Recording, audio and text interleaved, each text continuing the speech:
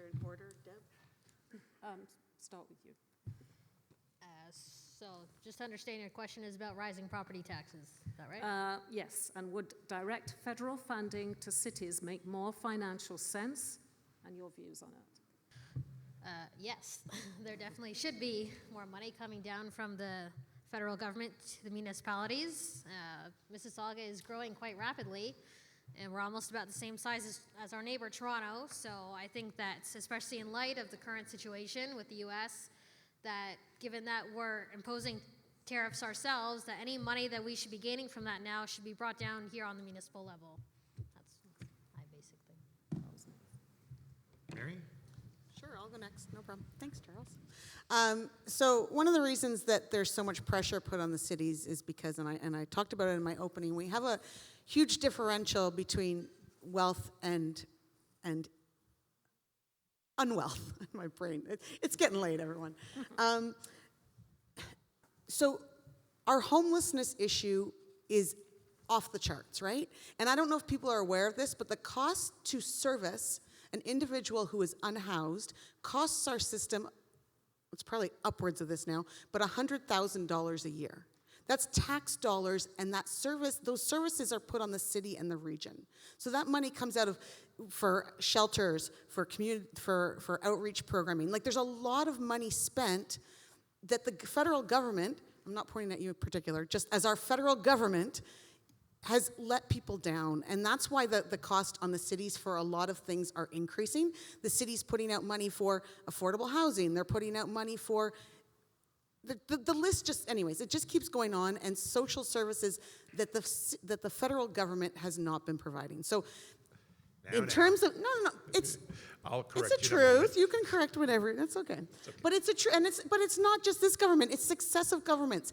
It's the conservative government before and the liberal government before that, and we've been failing each other, and I think it's time that we just stop, and we stop failing each other, and we ensure that no one is left behind anymore, because the costs aren't getting put on the government, they're getting put on the cities, and then they're getting put on the taxpayer. It's not fair to the taxpayer. Bottom line. Now, in terms of money coming from the federal government, you're talking charter cities, I'm presuming there's a conversation about that.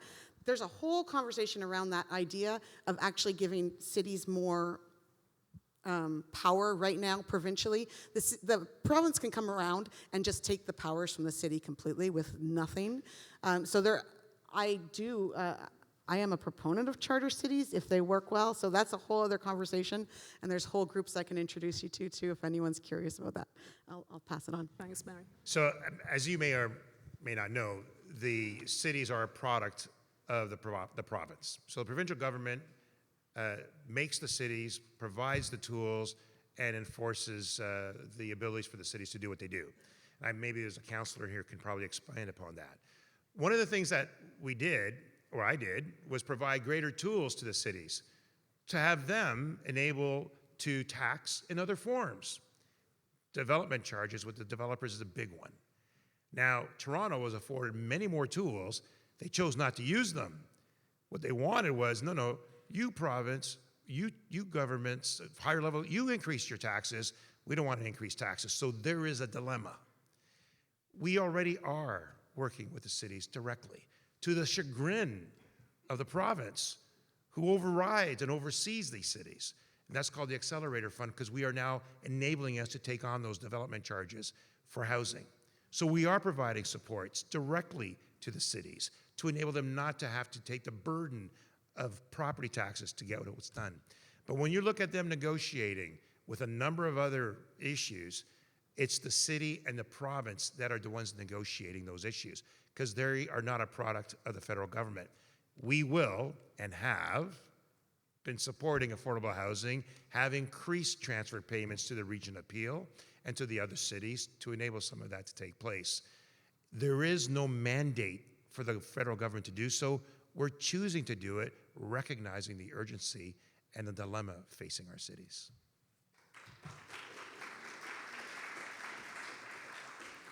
Thanks, Charles.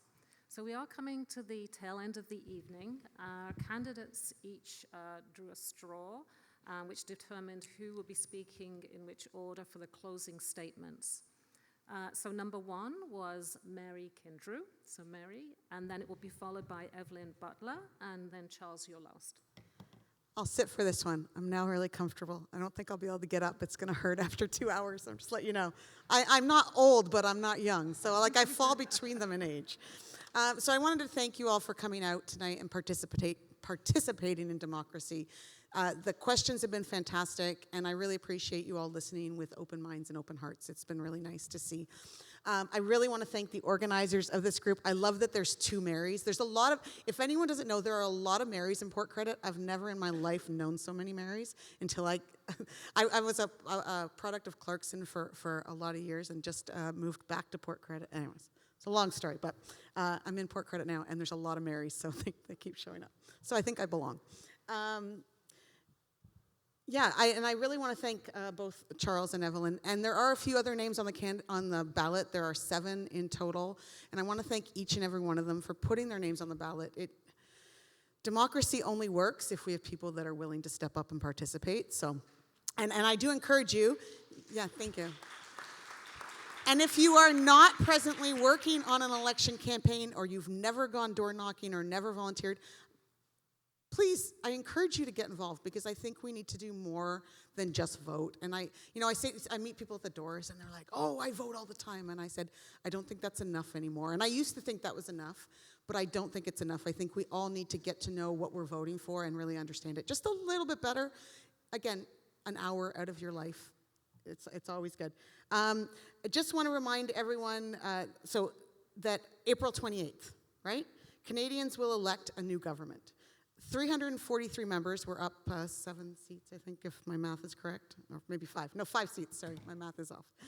343 seats of the House of Commons from across the country. Each and every one of these members will be tasked to work together to ensure that we are fighting together.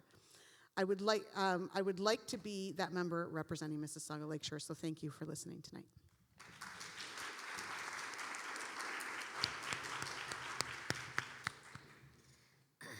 Well, I was just going to say, I do appreciate being here for my first time out. This hasn't been as terrifying as I thought it would be. So thank you all for having me here. The question for closing was what keeps me up at night. And I could honestly write a book about what keeps me up at night, but I'll try and keep it short. First of all, people are being left behind. I mean, we've all kind of said it at this point. Everyone is struggling. And we can't even afford basic things anymore, whether it is groceries or rent or any of the things that you just, like, when you're growing up, it should be just, like, something you don't even have to, like, assume is something that's, afforded to you. And also the fact that, and I will say in terms of the fact that we didn't get a lot of time to talk about the seniors issue, but I have grandparents who are well into their 90s now, and I am incredibly respectful of the fact that they helped build this country. And the fact that they can't retire anymore or live, in a good home and be taken care of proper professionals, that makes me angry. So that's something that keeps me up at night for sure. And the fact that my generation is being priced out of our neighborhoods and we can't afford anything anymore. I can barely afford my own rent at the moment either. So I am very much respectful of anyone who's in the same boat.